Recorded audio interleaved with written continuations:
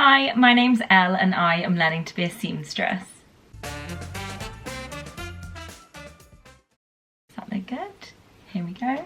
So, I mean, it might give it away, obviously, and the title of the video, but I am doing a sew and tell video, kind of discussing all of the process of sewing this dress. So, this dress, which I will call my orange lace dress, has been really well received on Instagram. I posted about it, I did a little video, and so I just thought I'd do like a longer form video of how I made it and the ups and the downs. So this is a dress that I've made for my friend's wedding, which is at the end of August, and I am a bit concerned that it's a little bit too much for a wedding. I'm still gonna wear it. I hope everyone in the comments is like, don't wear it. Because I do think it's beautiful, and I'm hoping that it doesn't like upstage the bride. I'm hoping that's not like a thing that, anyway, she'll look beautiful. But yeah, I am really pleased with it. It's probably the hardest thing I've sewn in terms of like hours, the technical side of things, new fabric. I've never sewn with lace before. I did some toiles. It probably has been quite a few, maybe 6 months from like conception to end result, but that's because I did take a lot of time like dilly-dathering. I had the fabric which I was gifted from Minerva as part of being a Minerva brand ambassador, and then I just didn't make it because I was freaking out because it's such a beautiful lace, and I'll show you now. So the detail of this lace is just gorgeous. Like,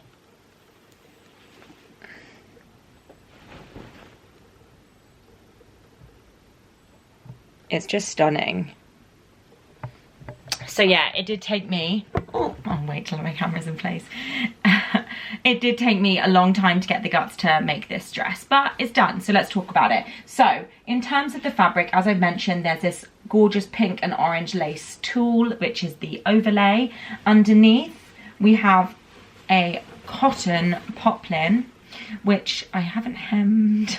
I actually thought I wouldn't show the bottom of the dress. Anyway, ignore that. Which is a fabric that I chose because it was the only one I could find that had the right colour, like this deep orange that I wanted in the background. I wouldn't necessarily have chosen a fabric with this like star pattern on it, and I was a bit worried that it was going to detract from the main like outside fabric, but it seems to work well together, and I'm not like angry at that choice.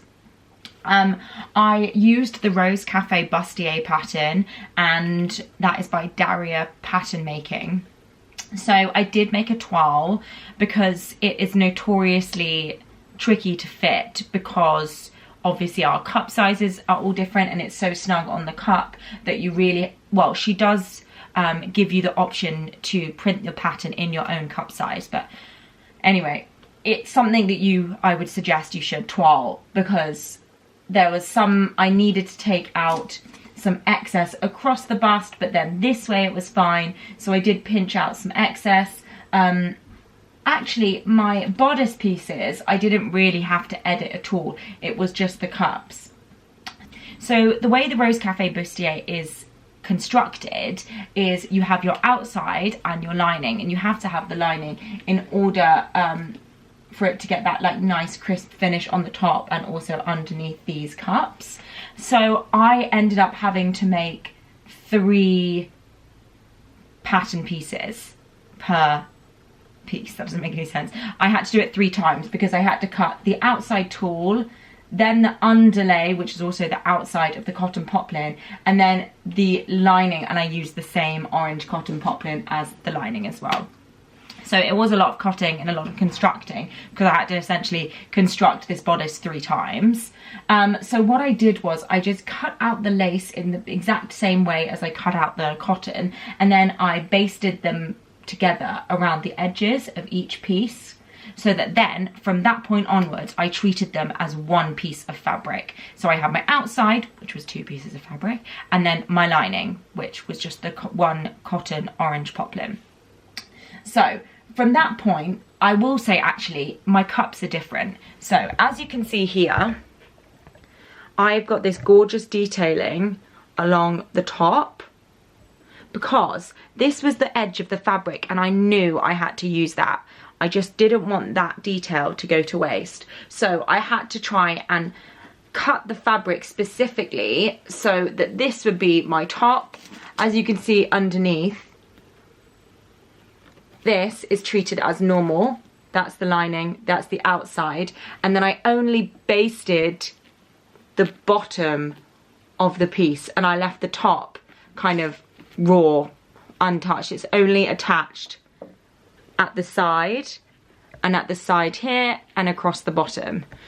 I hope that made sense. That was something that took a lot of brain power for me to think, okay, I really want to use this edge of the fabric, but how am I going to attach it? Because I know once you make the outside cut, you have to attach the lining across the top. And I was like, oh, so I had to basically peel that out the way, then go right sides together along the top, and then that was allowed to be freed up there again. I hope that makes sense. That was something that just took me a lot of time to think about. In terms of like pattern matching, I did try and get this beautiful design in the middle here, but the rest of it, it was really difficult to try and make it completely accurate. I did try and do something fun on the bust and like try and match it up, and then realized in my head they're gonna be curved and it might not sit. So I tried my best, but I think with this fabric, it is quite forgiving that the pieces of like lace, sorry, the pieces of embroidery are quite big and they do look quite similar. So I don't think it's like a bad thing that they're not specifically accurate on each piece joining up, because that would be so hard. I also decided to make the straps using just the lace. As you can see here, I basically just made a tube with the lace and then attached it in the way that they suggest. But on the Rose Cafe Bustier pattern, they're ties, whereas I just measured from the top of my bust to where I wanted it to end at the top of my back, or like mid back, and then I made one continuous strap. And it gets a little bit fiddly when you're constructing it, because in her pattern, obviously the front and the back aren't attached because they are attached with the tie, whereas mine was attached because it was one long strap. But you'll figure it out if you want to do the same. So after I'd made my top, I was really happy with it, and then I decided to add on this big gathered skirt. So I just took my waist measurement so I took my waist measurement, but I basically measured from my side seam across my belly to the other side seam, and then I timed that by 2.5, and that was the width of my fabric that I was going to gather. And then I did the same for the back. So like my half of my waist is 15 inches, so then I did it 45 inches wide. Oh my god, I'm actually so pleased with that maths. And then in terms of lengthwise, I wanted it to be ballerina length, so it ended at about my ankle. And again, I used the bottom of the fabric because it's got this beautiful raw, well, it's not raw, the beautiful edge of the fabric, that scalloped hem. I definitely needed that to be my hem, so that I left, and I made sure that that was the bottom. And then my cotton underneath, I finished about 1 inch above the scalloped lace, so they're not identical. I wanted it a little bit higher. I also added a zip.